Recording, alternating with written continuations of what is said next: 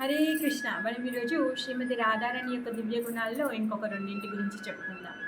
ఆమె చాలా పరమ దివ్యమైన శరీరం. మరి ఆమెలో దివ్యమైన ఆహ్, గుర్తులు కూడా ఉంటాయన్నమాట. ఆమె యొక్క హస్తాల్లో, ఆమె యొక్క పాదాల్లో దివ్యమైన చిహ్నాలున్నాయి. ఆమె 2 పాదాల్లో కలిపి 19 దివ్య చిహ్నాలున్నాయి.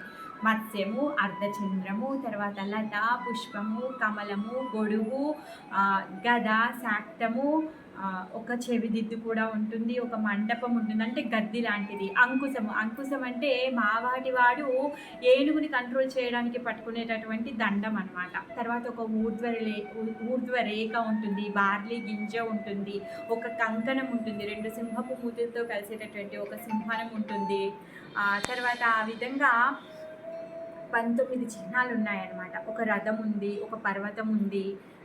మరి ఈ దివ్య చిహ్నాలు దివ్యమైన వాళ్ళల్లో మాత్రమే కనిపిస్తాయి. కలియుగంలో ఉన్నాం మనము. అడుగడుగున భగవానులు, దేవతలు పుట్టేస్తూ ఉంటారనమాట. మరి వాళ్ళందరినీ ఎలా నమ్మాలి అంటే వాళ్ళ చేతుల్లో, కాళ్ళల్లో ఇలాంటి దివ్యమైన చిహ్నాలు ఉంటే వాళ్ళని మనం అప్పుడు దేవతగానో లేకపోతే భగవానుగానో మనం స్వీకరించవచ్చు. అందుకే దివ్యమైన వాళ్ళు అంటే ఏంటి? వాళ్ళు ఈ భౌతిక ప్రపంచానికి సంబంధించిన వాళ్ళు కాదు. వాళ్ళు దేవాది దేవుడైన హ్లాదిని శక్తి శ్రీమతి రాధారాణి. శ్రీకృష్ణుడి యొక్క పాద పద్మాల్లో కూడా అనేకమైనటువంటి చిహ్నాల యొక్క దర్శనం మనం చేసుకోవచ్చు అన్నమాట. ఇంకొక దివ్యమైన గుణం ఏంటి అంటే గంధ ఉన్మాదిత మాధవ. అంటే ఆమె శరీరం నుంచి ఒక దివ్యమైన సుగంధం వస్తూ ఉంటుందన్నమాట. ఆమె చేతుల్లో నుంచి పూల వాసన, ఆమె భుజాల్లో నుంచి చందనపు వాసన, ఆమె నాభిలో నుంచి కర్పూర వాసన, తర్వాత ఆమె వెంట్రుకల్లో నుంచి కస్తూరి వాసన. ఈ విధంగా ఆమె దగ్గర నుంచి పరమ దివ్యమైనటువంటి సుగంధపు వాసన వస్తుంది. అలానే శ్రీకృష్ణుడి దగ్గర నుంచి కూడా ఒక దివ్యమైనటువంటి సుగంధపు వాసన వస్తూ ఉంటుంది అన్నమాట. అయితే దీనికి ఒక చిన్న స్టోరీ ఉంది. ఒకసారి రాధమ్మ పెళ్ళి అయిన తర్వాత తను సూర్య పూజ చేయడం కోసం అనేసి వనానికి వెళ్తుందన్నమాట. ఇంకా ఎంతకి తిరిగి రాకపోయేసరికి కుటిల ఏం చేస్తుంది అంటే, రాధారాణి పక్కా ఈసారి కృష్ణుని కలవడానికి వెళ్ళుంటుంది అని చెప్పేసి, ఇప్పుడు నేను రెడ్ హ్యాండెడ్గా పట్టేసుకుంటాను అని చెప్పేసి తను పరుగు తీస్తూ వనానికి వెళ్తూ ఉంటుందన్నమాట. అయితే రాధారాణి ఇంకా కొంచెం లోపలి వనానికి వెళ్తుందన్నమాట. హే రాధే అని చెప్పి పిలుస్తుందన్నమాట. నాకు తెలిసి నువ్వు ఇక్కడికి సూర్య పూజ కోసమే రాలేదు, నువ్వు కృష్ణుని కలవడం కోసమే వచ్చావు, నీ సంగతి నాకు తెలుసు, నువ్వు నాకు రెడ్ హ్యాండెడ్గా పట్టుపోయావు అనేసి తను అంటూ ఉంటుందన్నమాట.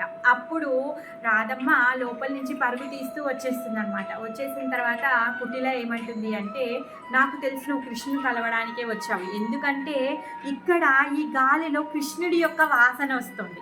కృష్ణుడిలో నుంచి పరమ దివ్యమైనటువంటి వాసన వస్తుందంట. ఆ వాసన అక్కడ ఉన్నటువంటి పరిసరాల్లో 500 మీటర్ల వరకు ఆయన వాసన వస్తూ ఉంటుందంట.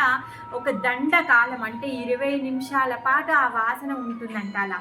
సో ఆ విధంగా లేదు ఇక్కడికి కృష్ణుడు వచ్చాడు నాకు తెలుసు అనేసి కుటిల అంటుందన్నమాట. అప్పుడు రాధమ్మ అంటుంది, లేదు కృష్ణుడు రాలేదు అనేసి తను అంటుందన్నమాట. అప్పుడు చూస్తే ఎవరు ఉండరు. అయితే వనం లోపల నుంచి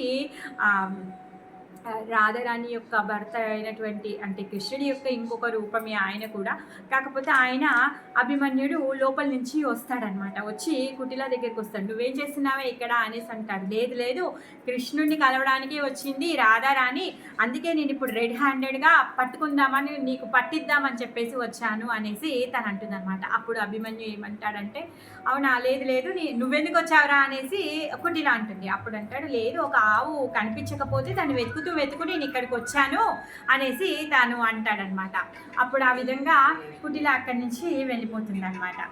సో ఈ విధంగా దివ్యమైన లీలలు జరుగుతూనే ఉంటాయన్నమాట ఆ బృందావనంలో. ఎందుకంటే కృష్ణుడి యొక్క శక్తి హ్లాదిని శక్తి, ఆ కృష్ణుడు శక్తిమాన్, శ్రీమతి రాధారాణి శక్తి, వాళ్ళిద్దరి కలయికలో ఎన్నో అద్భుతమైనటువంటి లీలలు చేస్తూ ఉంటారు. మరి వాళ్ళు ఎందుకు ఈ లీలలు చేస్తూ ఉన్నారంటే మన యొక్క మనస్సుని వాళ్ళ వైపు మళ్లించడం కోసం కానీ ఈ అద్భుతమైన లీలలు చేస్తూ ఉంటారు. హరే కృష్ణ.